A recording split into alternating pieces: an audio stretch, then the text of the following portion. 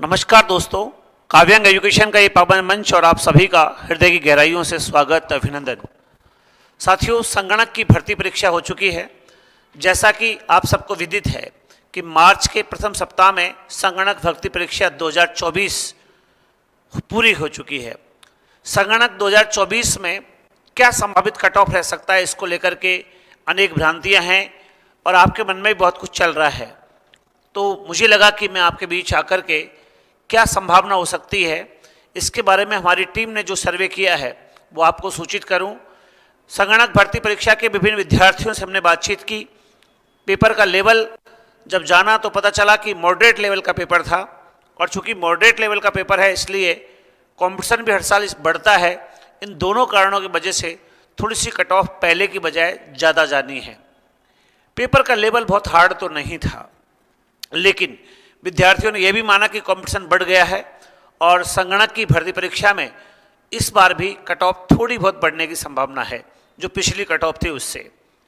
क्या था इसके बारे में एक बार जानते हैं, पिछली कट ऑफ को लेकर के बातचीत करते हैं। देखिए, अगर हम बात करें तो संगणक में 2018 में जो भर्ती हुई थी उसमें 400 पोस्ट के लिए ये भर्ती थी और ओनली 3,80,000 आवेदन आए थे।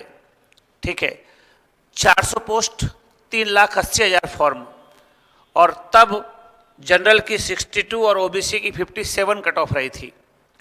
उसके बाद जैसे ही समय निकला और उसके बाद में अगर आगे हम बात करें संगणक 2021, इस संगणक 2021 की भर्ती में टोटल 250 पोस्ट के लिए एग्ज़ाम हुआ और इन 250 पोस्ट में 4,50,000 फॉर्म पहुंच गए।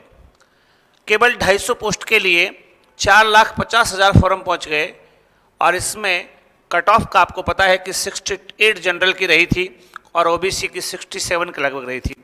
ये 65 से 68 का एक रेशियो इसलिए है कि इसमें महिलाओं की कट ऑफ थोड़ी कम थी, तो इसलिए हम कह सकते हैं कि 65 महिलाओं की उस समय रही थी। तो 68 का रेशो और 67 का रेशो, ये पिछला कट ऑफ था। इस बार की बात करें संगणक 2024, 583 पोस्ट के लिए एग्ज़ाम हुई। इस 583 की पोस्ट में आप देखिए मात्र 1,95,000 फॉर्म पहुंचे हैं, ओनली 1,95,000।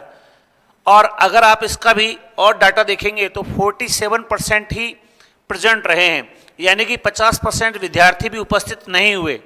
इसका मतलब एग्ज़ाम देने वालों की संख्या जो है वो 1,95,000 नहीं है, बल्कि इसका 47% यानी कि लगभग 1,00,000 है।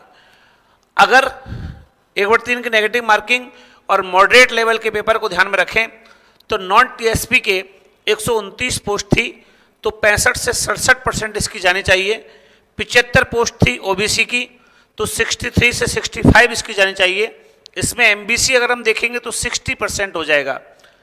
एसटी की 57 से 59, ये 69 नहीं है, ये याद रखिएगा कि जो ओबीसी है इसकी 57 से 59 के लगभग ये होनी चाहिए, और उसके अलावा एससी है उसकी 54 से 56 के लगभग जानी चाहिए, क्योंकि एसटी के 43 पोस्ट हैं और एससी की 57 पोस्ट है। दोस्तों, अगर नॉन टीएसपी में हम जाते हैं तो जनरल 55 से 58 के बीच में जानी चाहिए, क्योंकि 21 पोस्ट है ओनली।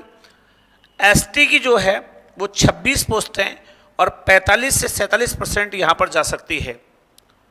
और उसके अलावा एससी पे अगर आएंगे तो 50 से 52 यानी कि 2 पोस्ट के लिए यहाँ पर ये पूरी लड़ाई है। तो हम मान सकते हैं कि जनरल 65 के लगभग रहने वाली है संगणक 2024 की कट ऑफ, और जनरल की जब 65 से 67 के बीच जाएगी तो शेष परसेंटेज आप आइडिया लगा सकते हैं। जैसे ओबीसी 63 के लगभग है, एमबीसी 61 के लगभग है, एसटी 57 के लगभग है, एससी 55 के लगभग है।